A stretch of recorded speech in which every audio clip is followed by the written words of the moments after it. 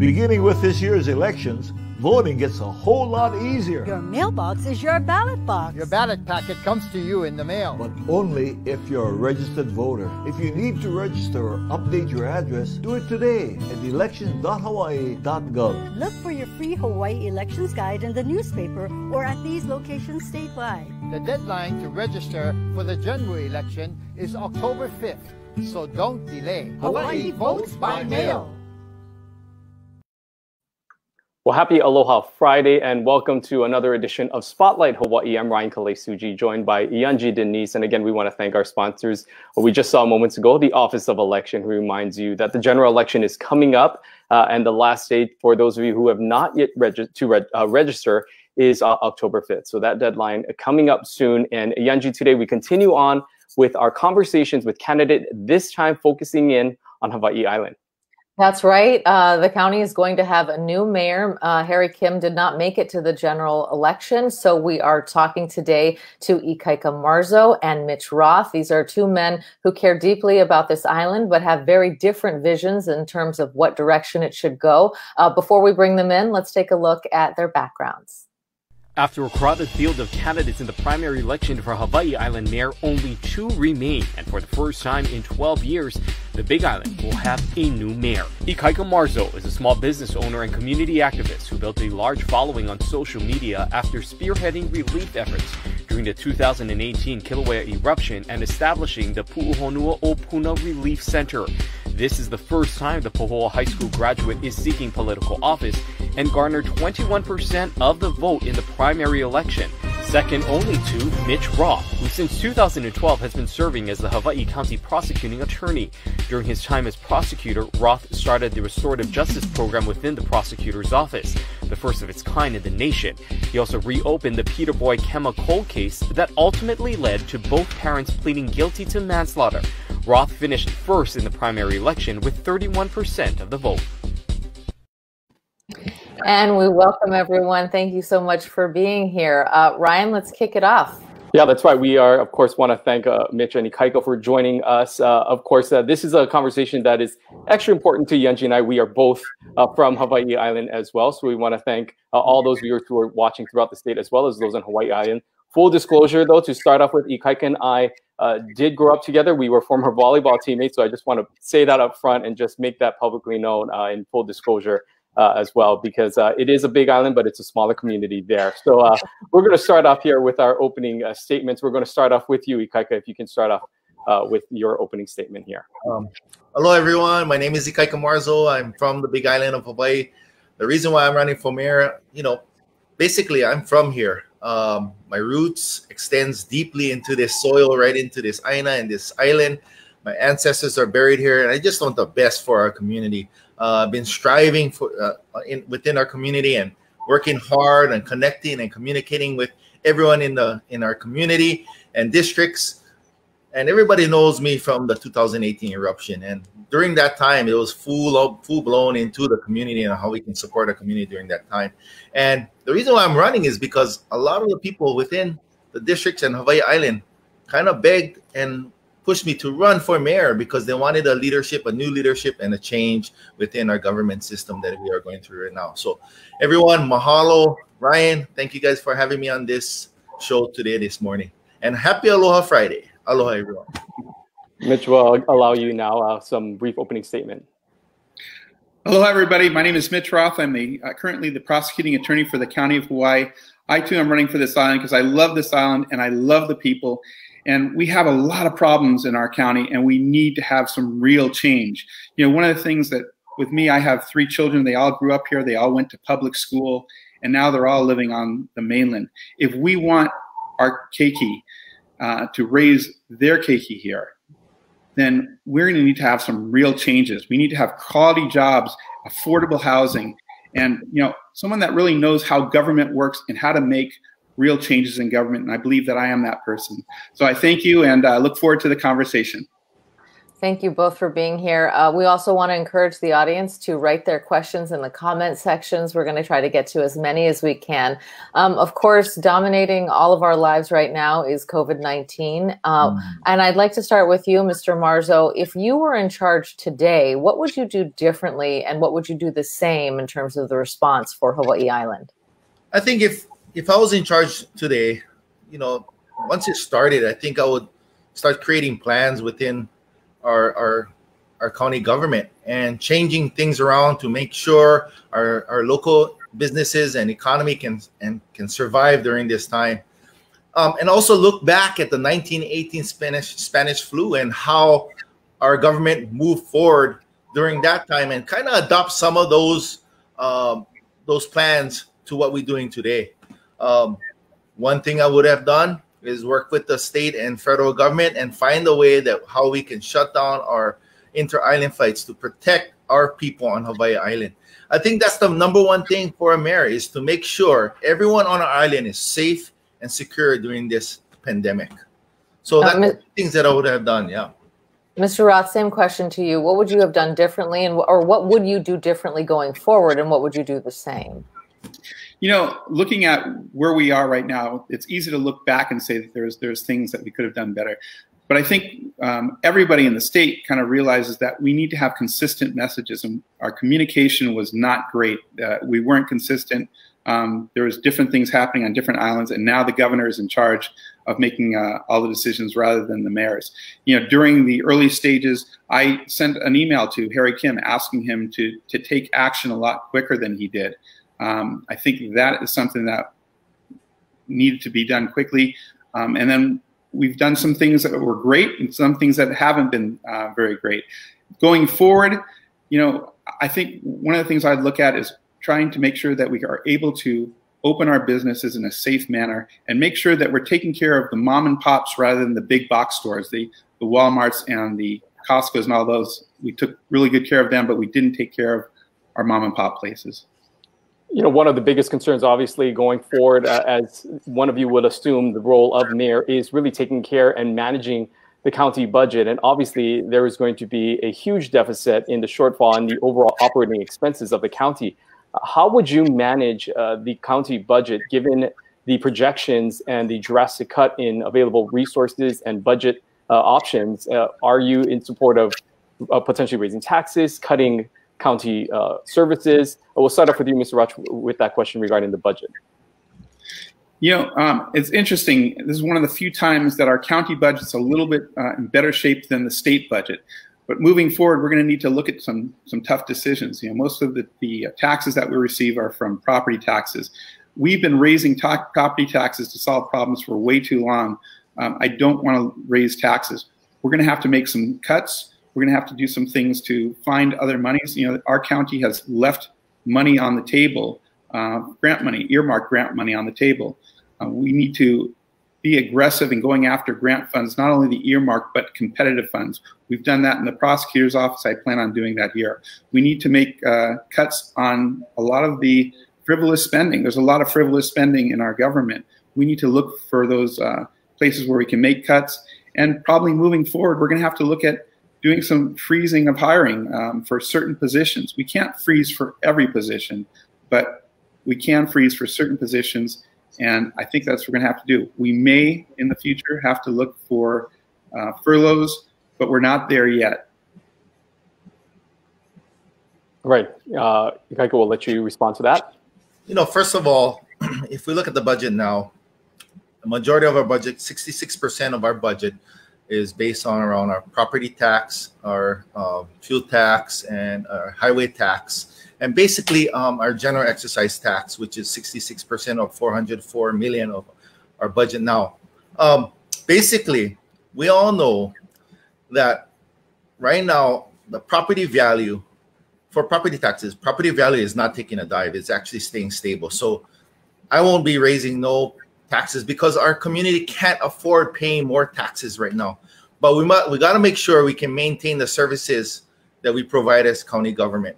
Obviously, you know, we cannot, you know, have everybody wants more services with and pay less taxes. That's not going to happen. So we got to make sure we can maintain the public service, public safety, but freezing all county, funded vacancies.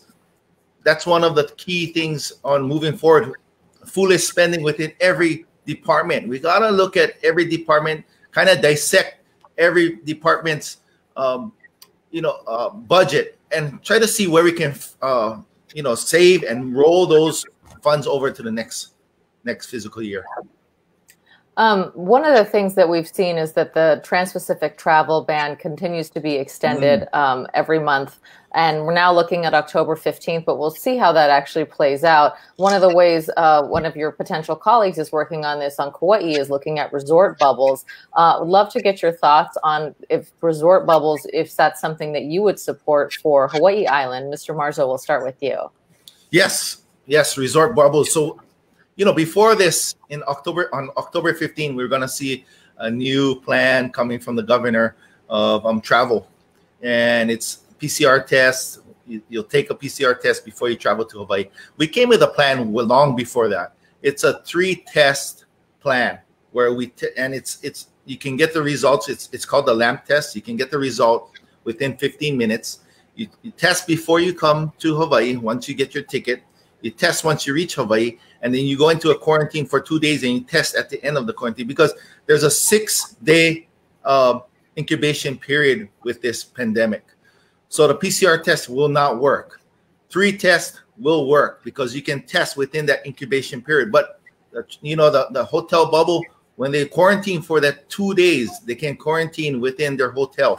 So that's a possibility that we can move forward with tourism. Mr. Roth, what are your thoughts on the resort bubble concept?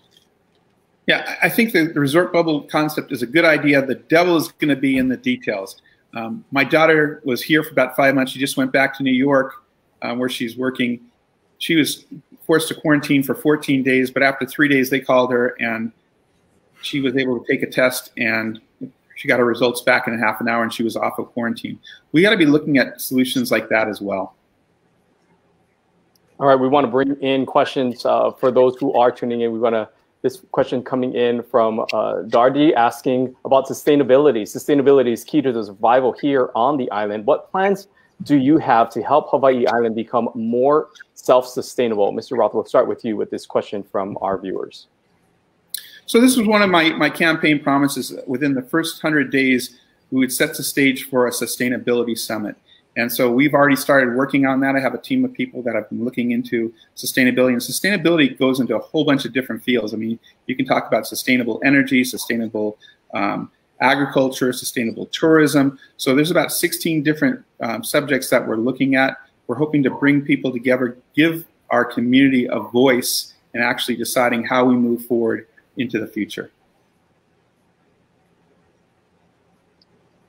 All right, Ikaika, we'll go to you. So, Ryan, 85 to 90% of all our food that we consume comes from out of state. So, and then now we just had the young brothers raise the shipping cost of 46%. So it moves us towards a sustainable living with sustainable energy, sustainable food, sustainable healthcare, sustainable lifestyle. Our island has been sustainable before. I think we got to look toward how we became sustainable back then and bring that model to now. Agriculture has, if we go around this island is full of agricultural possibilities. I think it's time that our county government, and not only county government, state government and federal government, start to help our people to move forward to supply our people on this island. So sustainability, that's one of the words that is going around, and change. I think we got to change our government to support the people on Hawaii Island to move forward. On the topic of sustainability, related, of course, is waste management. And Hawaii Island has a big problem when it comes to waste management, not only running out of landfill space, but also a lack of recycling facilities. To that end, Linda has a question. Can we use plastics as fillers in the road to eliminate waste and overcrowding of our landfill? Mr. Marzo, we'll start with you on Linda's question specifically, but also on the broader trash issue for the island. Solid waste is a problem, not only on our island, but every island and around the world. we continue to consume more and more and more. And I think our solid waste problem has reached to the brink where our life expectancy of our solid waste landfill is shortening by a year. So I think that, I met a lady last night, and what they're doing in Kona, they're bringing in plastic, they're breaking it down, and they're going to use it for housing material, surfboards, and that's the things that we need as county government. That's the way we can move forward, because right now, if we think about recyclables, there is no one in the world that is taking recyclables. So I think we got to keep it here and use these recyclable plastics, cardboards, reuse it, and use it to our benefit on Hawaii Island and our county community. Mr. Roth, how would you address Linda's question and the broader trash issue? It's an interesting question, because there's places that are actually using plastics in their roadways.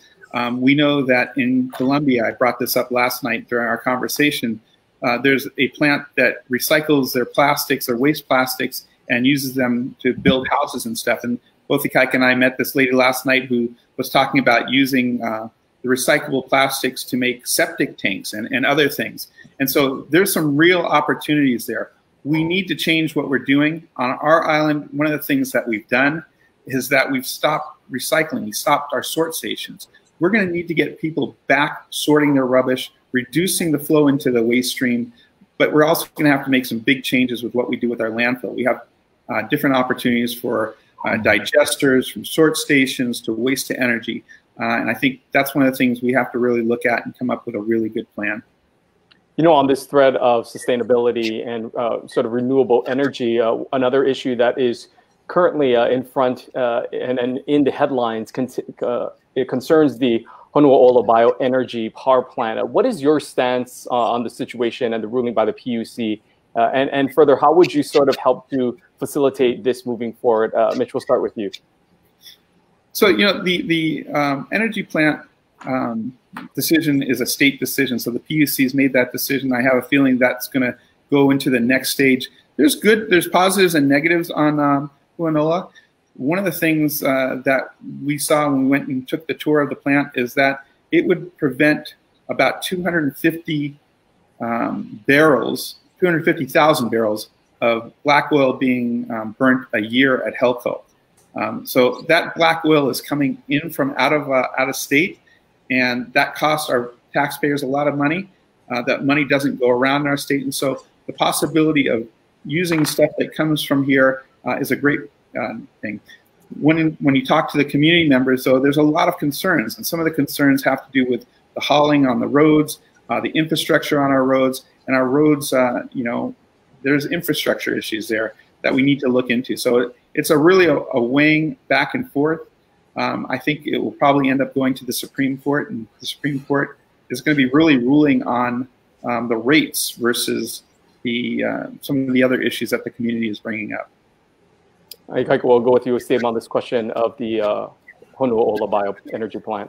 So right now, as far as energy goes, we are on track. We are at 34.7%, on energy, renewable energy on Hawaii Island. We're supposed to be at 100% by 2045. So we're ahead, and our island is, above average in the whole country. But Honolulu, there's so much issues, but this is what I said.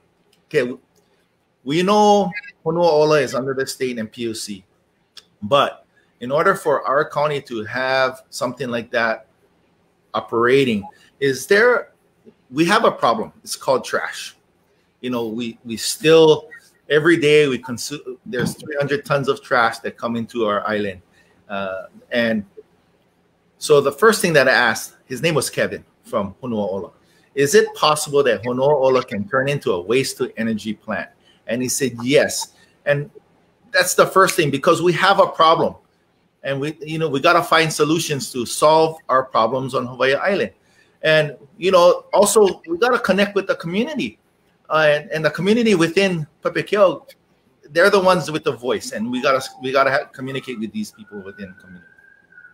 I see a lot of questions coming in. This one from B Small at 1047, Ryan says, what is your plan for TMT and Mauna Kea? Do you support building it here? Mr. Marzo, we'll start with you. So my plan with TMT is we don't have the opportunity to sit at the table right now. My plan is to sit at the table to make a decision on how we manage the mountain. It's not about TMT. It's about managing Mauna Kea. If we don't have a management plan, who knows, by 10 years, 15 years, we could have a 50-meter telescope from there and then on. So we got to come up with a management plan. County government don't have any jurisdiction on that mountain. So as of right now, come up with a plan and solve the broken promises from our state government that they gave to the people a while ago. Do you think that the project should go forward? Do you support building it? I don't support it because of the management. We need to come up with a management plan before anything moves forward.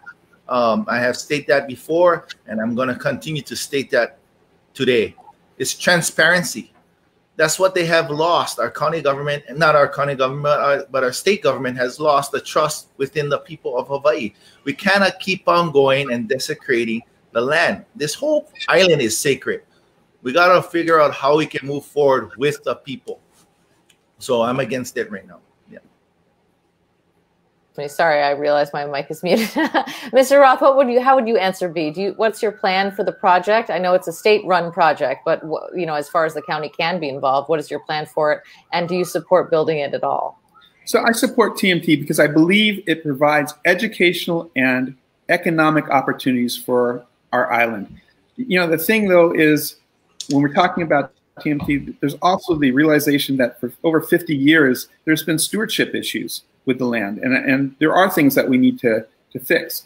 What is the real role of the mayor? I believe the role of the mayor in this issue is to bring people together, to give people an open, honest voice and look at, common ground, find common ground. And I believe there is common ground to be found here because whether you support TMT, whether you're against TMT, whether you don't even care about TMT, if you have kids or if you have family members here, the common ground is you want your kids to have the opportunity to raise their families here.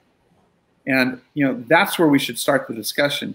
How do we move forward in making sure that we're able to take care of our island? And I think for TMT, that's really the discussion we have to have.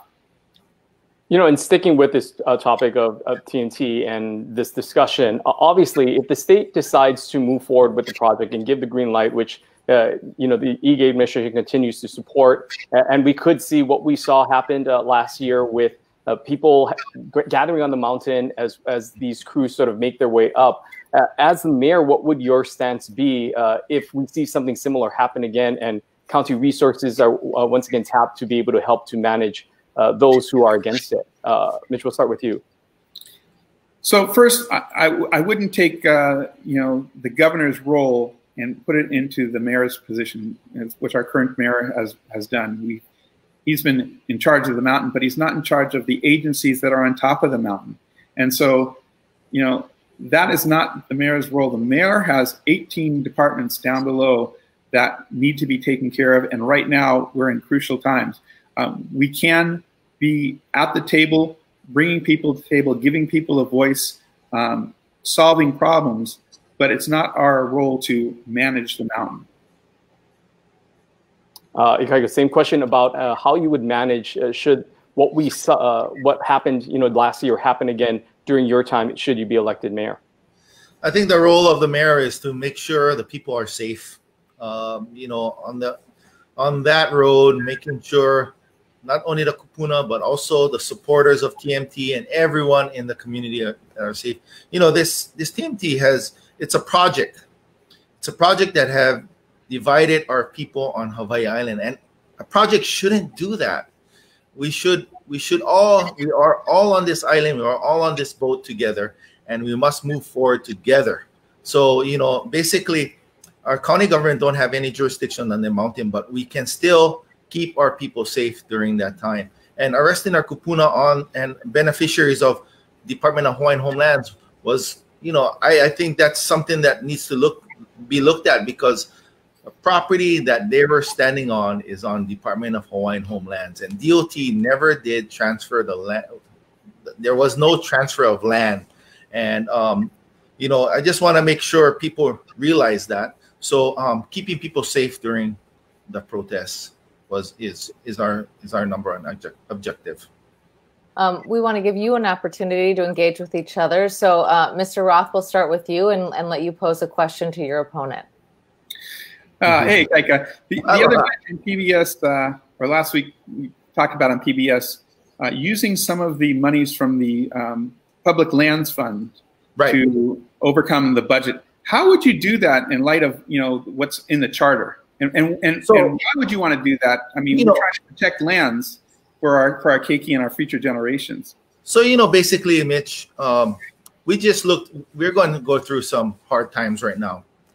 And we looked at how our administration in 2008 got us out of that recession. And some of those bold ideas, we just looked at it. Well, we didn't want to do it, but we are going to go in through some hard times with our budget and managing our budget.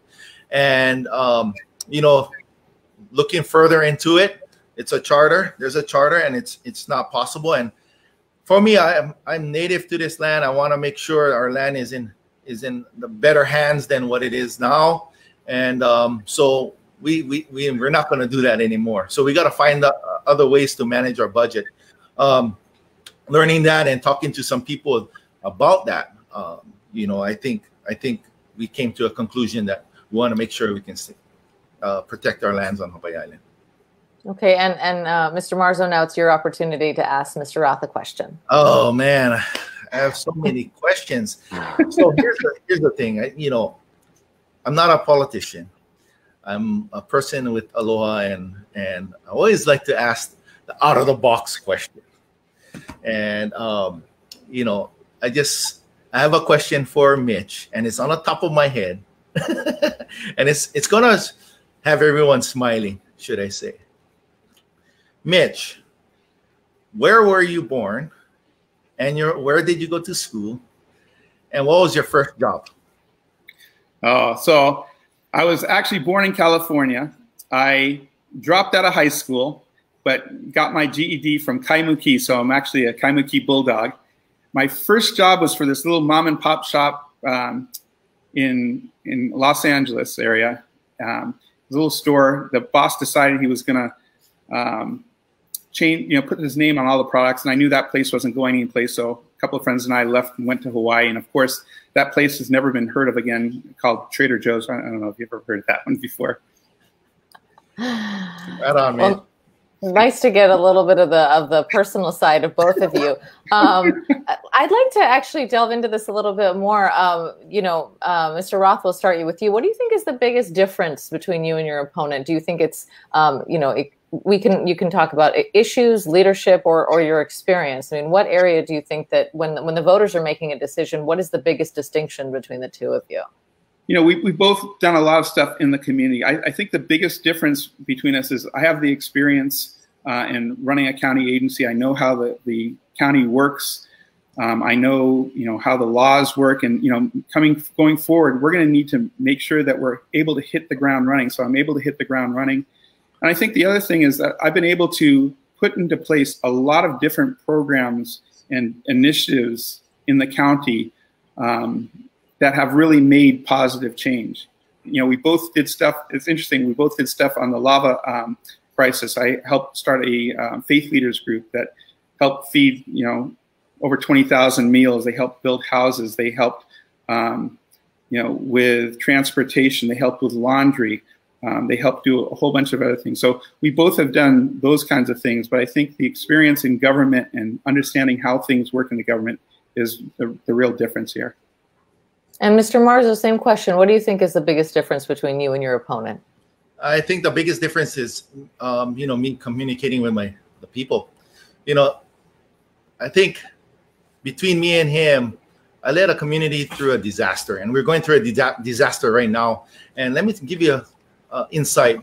On a given day, there was hundreds of people working with the hubs to service hundreds and hundreds more.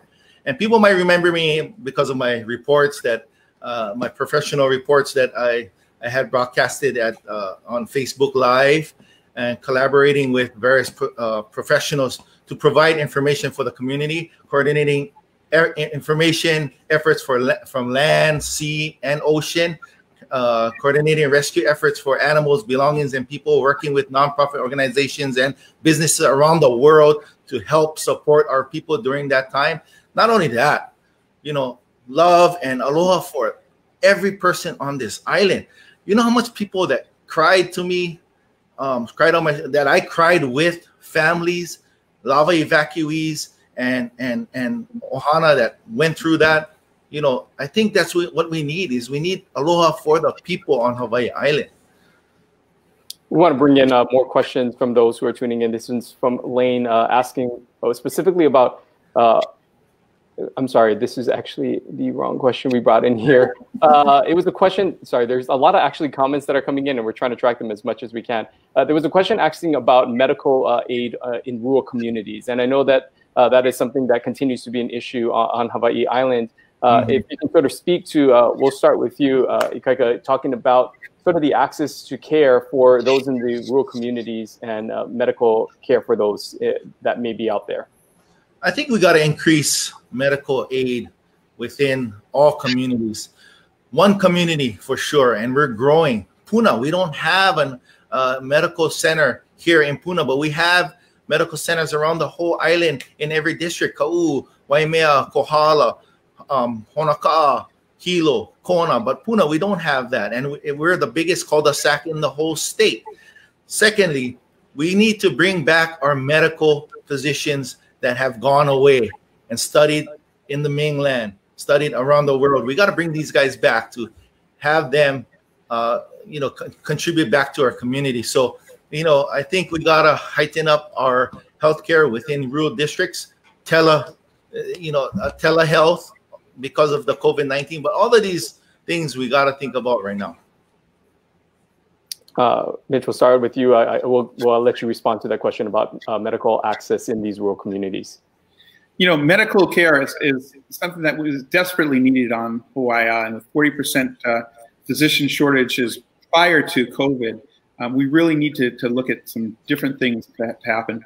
But medical care is actually a function of the state Department of Health rather than the county departments. But what the county can do is it can help with infrastructure that will allow for telemedicine. It can allow for better transportation systems so people can get to their doctor's appointments and the like. But what the mayor has to do, in addition, and our county needs to do, is that we need to be advocating for different kinds of reform at the legislature, whether it be insurance reform, because our doctors are some of the lowest paid per capita in the country. And it's hard to bring people back if you can't pay them. We need to look at maybe relaxation of our taxes for them so that they can actually have jobs. A lot of our doctors, as you talk to them, they're struggling. They're living from paycheck to paycheck, and that's not the way you think of doctors. So we need to really do some great advocating and advocacy at the legislature and have those relationships there to make those things happen. And I know your dad was one of those people that, you know, we could go to and have those conversations with. Yeah, thank you. You know, one of the things about the Big Island is that it is geographically so large and the needs of the community there are so diverse. In past years, there's been talk about dividing that county actually into two counties, West Hawaii and East Hawaii. You know, I don't imagine that either of you support that, although if you do, please do let us know. But Mr. Roth, we'll start with you. How do you meet the needs of a place that is so diverse?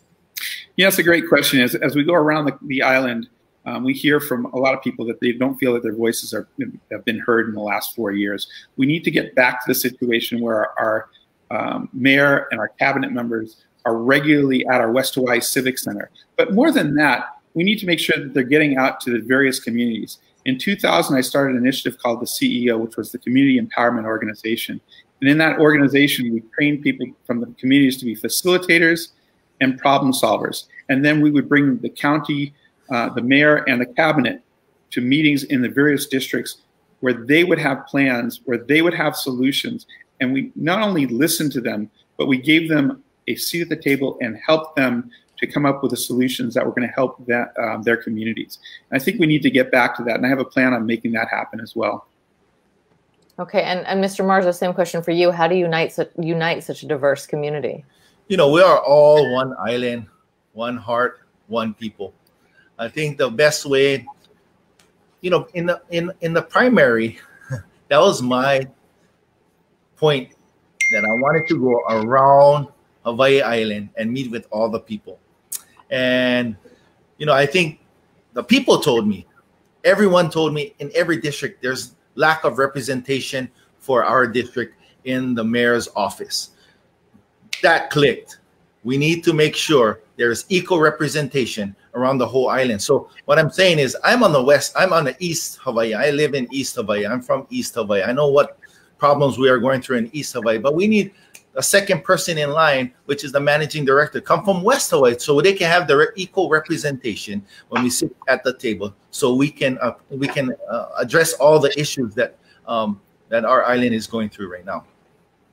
You know, one of the things and the concerns, and Mitch, you had brought this up earlier, is just the opportunities for the next generation, for jobs and for industries on Hawaii Island, and being able to continue to live there.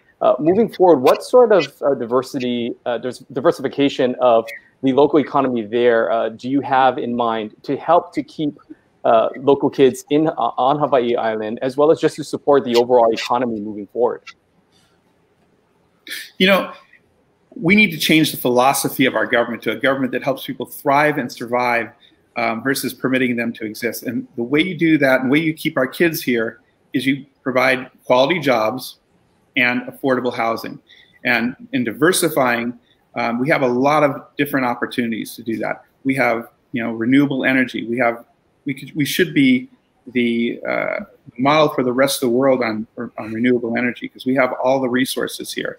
We have agriculture. And now, when you talk about agriculture, a lot of our farmers are struggling right now, and a lot of our farmers are generational. We need to look at different ways of doing farming, maybe regenerative farming, or looking what they do in Israel to look at that. Looking at things like entrepreneurial accelerators and incubators to help local businesses get a start, or to help businesses scale to market. There's a lot of different opportunities for us to create jobs. It's not a one-size-fits-all, but in order for any of that to happen, is we need to get the biggest obstacle out of the way, which a lot of times is government. Ikaika, same question about just diversifying the economy and sort of the industries that can help move Hawaii Island forward. You know, I think that some of the things that we got to look at is county government and state government. We need to help our local economy and our people to move forward. There's too much red tape. So agriculture, there's so much red tape. There's so much things that we got to buy in order to be successful. There's so much, invasive species that come in and attack our crops. We got to protect our local economy, our local agriculture. Also, data centers around our island. I see all of our kids with this phone, 3 years old. They're so techie already. We got to use that to our advantage. Start data centers around the island so our kids can explore the possibilities of using the technology, because our kids now are growing up in a technology phase and technology world. So we got to use that to our advantage. Okay, Ryan, I want to bring in a question from Tiffany at 11:06. We are getting close to the end of our time here. She's asking candidates, where will your focus be in the first 100 days? Where will you spend your time physically and be most present? So, Mr. Marzo, we'll start with you. If you're elected, where are you going to focus your energy in those first 3 months? Let me tell you, my energy is going to be focused right on Hawaii Island, the whole island. I want to make sure that I can communicate with every person on this island, every leader, county council. So because we're going to have some big issues coming up in the next few years. So we got to make sure our first 100 days, actually, we're starting the first 100 days. We're starting plans already on how do we restart our economy on Hawaii Island, how to balance the budget, and also how to connect with every person on this island to make sure we can address all the issues on Hawaii Island. So, I think that's the first 100 days, and I think that's what we're going to be doing. Mr. Roth, same question for you. Yeah, the first 100 days is pretty important. We have some plans that we have in place. We're looking at first making sure we have a cabinet, but then how do we recover from COVID? So we've started reaching out to the chambers of commerce and some other people to start coming up with a COVID plan. Like I said earlier, we want to have a sustainability summit, the field set for that. So we've started working on that. We're looking at different things in infrastructure. There's a couple big projects in Kona that we need to get off the ground, whether it be the Ali'i bypass road or the Ikaika wastewater system. There's a lot of things that we want to do, get right from the start. But first and foremost, we need to fix one of the biggest problems that we have is the permitting process. And I actually have some plans on how to fix that permitting process so that businesses are able to thrive and succeed versus just being permitted to exist. As we wrap up our time here, I want to bring in another question. And this is a question that Kela and I'll sort of summarize it here and just read the end part. But if either of you become elected mayor, would either of you be open to welcoming one another as part of your administration? We're going to start with you, Mitch. Would you welcome Ikaika as part of your team? Yeah, and this is a really great point to make, that Ikaika and I are actually friends, and the way we've run our campaigns has been very respectful, and it really should be a model for the rest of our country, because as the country is being torn apart, we've been able to find common ground. We don't agree on everything, but we've talked about other things, and I would be willing to look at putting him someplace in the administration. I mean, we'd have to talk about where that would be or what possibilities there are there. And same question for you. Here's the thing, Ryan, me and Mitch, we just want the best for our people on Hawaii Island. That's all. And I think, with the heart and passion and with the brains, we can make that happen. The thing about it is we're on totally two different spectrums, and we cannot have the same people that agree every time. We got to have someone that disagree to get the best for our people on Hawaii Island. And me and Mitch, I think that could happen. And I'm looking at that already. I mean, he's a handsome guy. Everybody's very likable. And yeah, I mean, he's a good guy. So this is a very different kind of debate than the ones Ryan and we're used to hosting. And also, I make him look skinny. So one more. Before we get to the closing statements, I want to ask one that's very topical. This is from Darla Wright. And what are your beliefs? What are the candidates' beliefs on mandatory masks, testing, and vaccines? What are your takes on the mask mandate? One thing that the county mayor, of course, does is help to set enforcement policy and priorities with the police department there. Do you think that mask mandates should be enforced? Do you think there should be penalties for people who don't wear masks where it's required? Ikaika, we'll start with you. So here's the thing, mask. I wear my mask for you. It's our kuleana and our responsibility to protect everyone on this island. Have you guys seen it's our kuleana, hashtag our kuleana? It's our responsibility. So, the mask is not just for walking around and protecting myself, but it's actually to protect you. And with the mandates and giving people violations, that's kind of out of context, I think. But I think we just got to remember that when I wear my mask, I'm wearing it because of you and your kupuna. But do you think that people should be ticketed if they don't wear masks? You don't. Okay. I think it's education. I think everyone needs to be educated that it's not about me. It's about us, everyone. Mr. Roth, how about you? What is your take on mask mandates? We've been looking at these mask mandates, and we want people to be healthy. And so far, the everything that we're getting back is supposedly saying that masks make the community a lot safer, keeps the stuff in. So yeah, it is our kuleana to do it, and we should be doing it. But there's so many different loopholes in that it makes it very difficult to enforce. Okay. All right, we want to thank you both for your time. But before we wrap things up, we want to allow you one last opportunity to speak directly to the voters of Hawaii Island with a closing statement. we initially started this broadcast, Yanji, you have to remind me who. With Ikaika Marzo. He went first. So, Mitch, we're going to start with you with the closing statement on you and your campaign. All right. Well, I want to thank you all for coming and listening.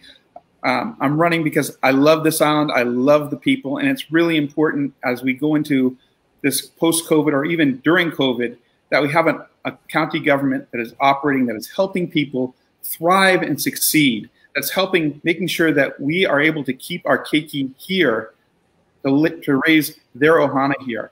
And, I have the experience. I have, the legal experience, the experience running government, that I believe that I am the best candidate for this race, and I ask for your vote. Thank you. Aloha.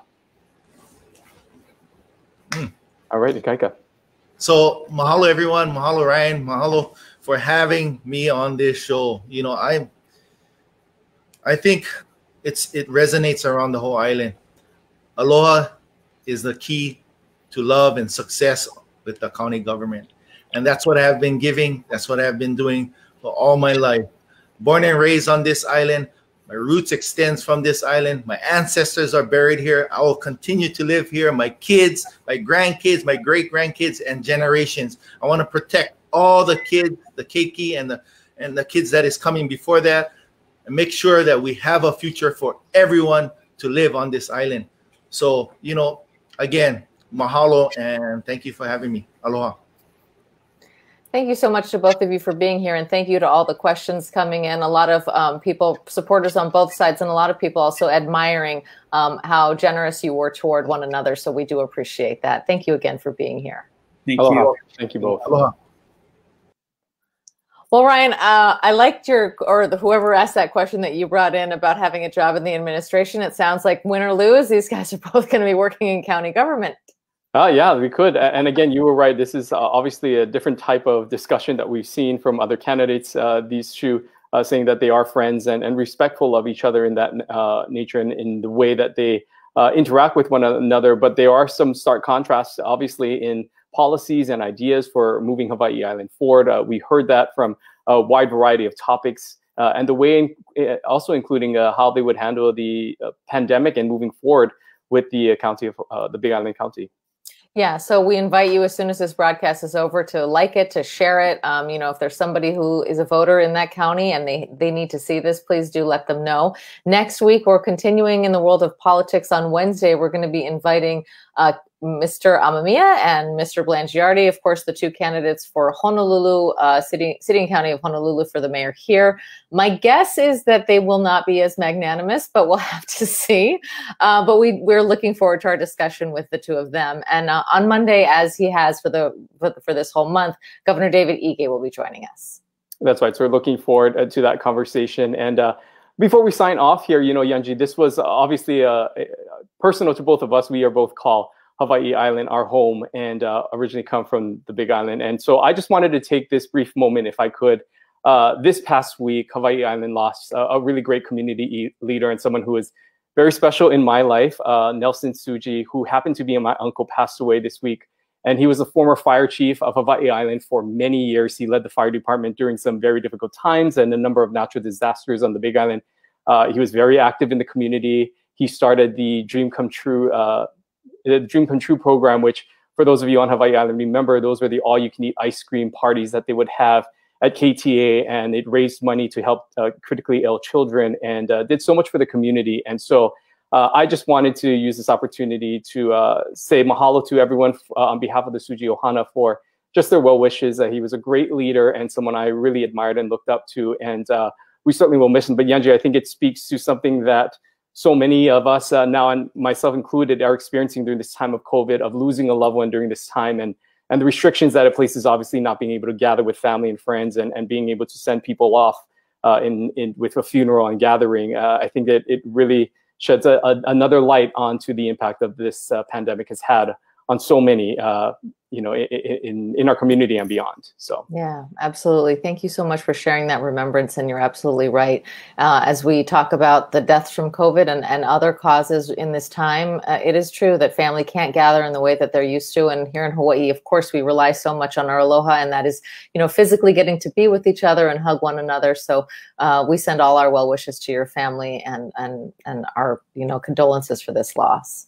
Yeah, thank you. And again, we want to thank all of you for being a part of this conversation and being engaged. We want to thank the candidates as well. And again, as Yanji said, encourage you to please share this video and really help to educate people about some of the issues that are happening specifically on Hawaii Island. And we'll see you right back here next week on Monday with the governor and talking more about COVID-19 and other things that are impacting our state right here on Spotlight Hawaii. Until then, aloha. Aloha.